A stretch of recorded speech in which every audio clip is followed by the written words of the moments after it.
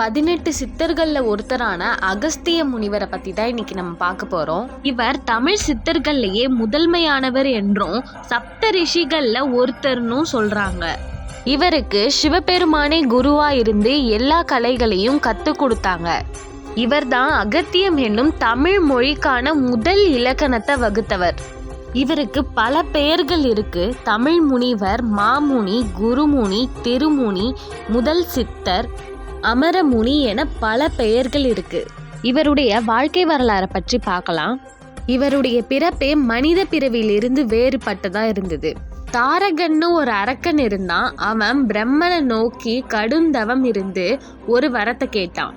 தனக்கு சாவுன்றது சின்ன குடம் அளவு இருக்கிற ஒருத்தரால தான் நடக்கணும்னு கடலுக்கு அடியில் போய் ஒளிஞ்சுக்கிறதுக்கான மாய வித்தையும் தருமாறு கேட்குறாங்க.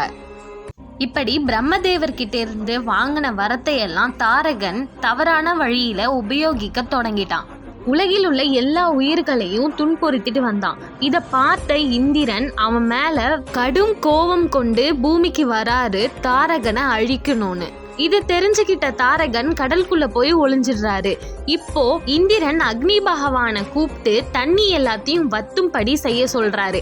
அதுக்கு அக்னி பகவான், இது என்னால முடியாது, உலக மக்கள்லாம் தண்ணி இல்லைன்னா கஷ்டப்படுவாங்க, நான் பண்ண மாட்டேன் பாவம்னு சொல்லிட்டு போயிடுறாரு.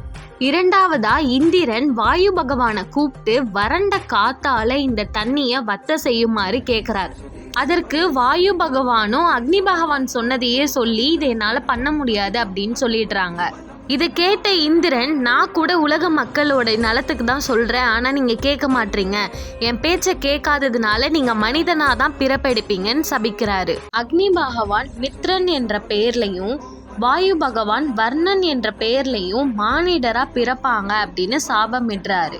2 பேரும் பூலோகத்துல மனிதரா பிறந்துட்டாங்க. ஒரு நாள் இவங்க நதியோரம் நடந்து போயிட்டு இருக்கும் போது மேலோக கன்னிகை ஊர்வசிய பாக்குறாங்க.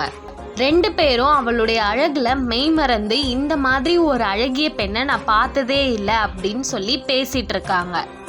இதனால அவங்க 2 பேர்கிட்ட இருந்தும் வீரியம் வெளிப்பட்டது. மித்ரனிடமிருந்து வெளிப்பட்ட வீரியம் கும்பத்திலையும், வர்ணர்கிட்ட இருந்து வெளிப்பட்ட வீரியம் தண்ணீர்லையும் கலக்குது.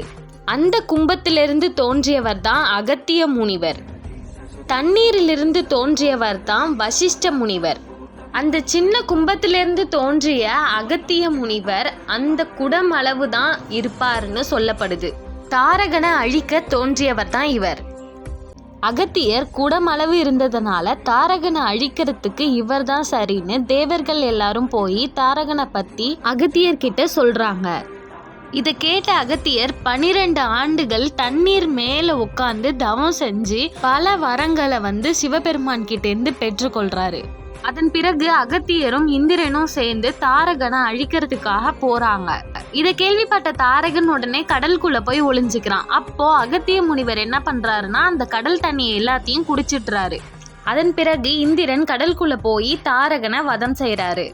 இப்படி அகத்திய முனிவர் நடத்திய பல விஷயங்கள் இருக்கு. அது எல்லாமே அடுத்தடுத்த வீடியோல நம்ம பார்க்கலாம்.